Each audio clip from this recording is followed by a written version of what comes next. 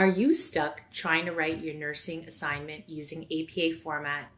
Maybe you've never even heard of APA before, or maybe you just need a quick refresher on how to use APA format. Today, I want to give you a few guidelines and advice to help you start writing your APA assignment. Let's go.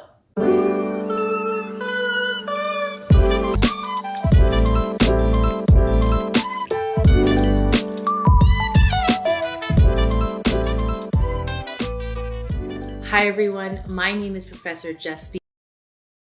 So if you're watching this video, it's probably safe to assume you're either new to APA or somewhat unfamiliar with using APA in your assignment. That's okay, I've been there too. A lot of my students find it pretty daunting to write their assignment using APA. Now, over the years I've been teaching, many students end up losing easy marks on their assignment simply because they do not take the time to learn how to use APA correctly. So good for you for at least starting here with me to learn a little bit more. In fact, stay till the end of this video because I've got a free resource to help you get started with writing your assignment and learn the basics of using APA. Now, before we talk about how to use APA, let's just cover the basics of APA. So number one, what is APA? Well, APA stands for the American Psychological Association. It's a set of procedures or style rules for writing and presenting ideas and perspectives in an academic paper. Okay, so now let's talk about 3 tips to get you started with your APA assignment. Tip number 1, review the assignment instructions. Now, before you even begin writing, you need to review the assignment expectations. Common sense, huh? Now, surprisingly, a lot of students overlook this step. Want to hear expert advice from a prof? When you have an assignment due, don't assume that you know or understand what the instructor wants. Make sure to review the assignment guidelines carefully and follow the instructions to the T. I cannot tell you how many times there's an assignment due in my class and students just simply don't read the instructions or they just do their own thing.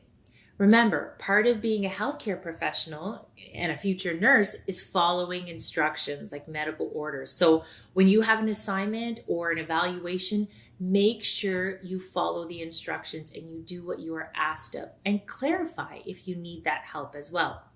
So review and make sure you fully understand the assignment instructions. Things like word count, the length of the paper, the topics to be discussed, the number of references you need to include, or the headings you need to use. Which APA format are you expected to follow? The 6th edition, the 7th edition? When is the assignment due? All these things, okay, are really important for you to understand before you even start writing. Oh yes, and here's a little bonus piece of advice for you too. In addition to the assignment guidelines, take some time to review the assignment rubric or the evaluation tool. Oh my gosh, this is so important. Many students don't even know about the rubric or they just overlook this. But for every assignment, remember, or any method of evaluation, there always should be some sort of rubric or tool that is used by your professor to evaluate you. Your professors should post this or share this with students beforehand. Some may not, but if they do, you definitely want to take a look at it. Why? Because it will tell you exactly what you will be marked on your assignment. Tip number 2, get organized by creating an assignment outline.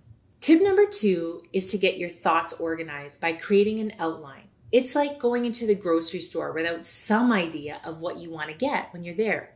Now, more than likely, you're going to walk out with either too much or not enough if you don't have a game plan. Trust me, it's happened to me before. Now, I wish I could tell you that there was one way to do this, but to be perfectly honest, everyone does this step differently. I tell students to create an assignment template for them that includes which topics or areas to discuss and some initial ideas about what you want to include in your assignment. Now, if you read the assignment instructions like we talked about earlier, and your professor has already given you predetermined headings, Then use those headings and jot down your ideas. And don't worry, if your page seems empty or blank at this point during the process, that's fine. Afterwards, you do a little research and you learn a little bit more about the topic. You'll become well versed in the literature and you'll have that information to fill into the blank space. Now, this step is just about organizing your thoughts, so it's not all mumble jumbled in your head. And eventually you'll organize the information into a meaningful, cohesive assignment that flows. Tip number 3, create an assignment template. Before you even start writing your assignment, I tell my students that it often helps to create your assignment template. An assignment template is a blank document that has been preset with all the APA formatting requirements: the headers, the footers, the running heads, the font theme, the font size, the paragraph spacing, even the page numbers, okay? This is such a game changer. Why? Because once it's set up, then you have the green light to just write. And the good news, you only have to do it once. In fact, I've created a customized APA template for you so you don't have to do all that extra work. In a moment, I'll tell you how you can get your hands on that free APA assignment template and get started with your writing. Okay, so let's take a moment to recap. You can make the process of writing your APA assignment very simple using these 3 steps. Number 1, review and understand your assignment instructions.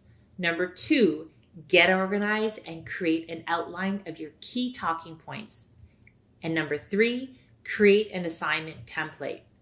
Once you've done all that, you're ready to rock and roll and start writing. The skill of writing in APA can seem like a lot.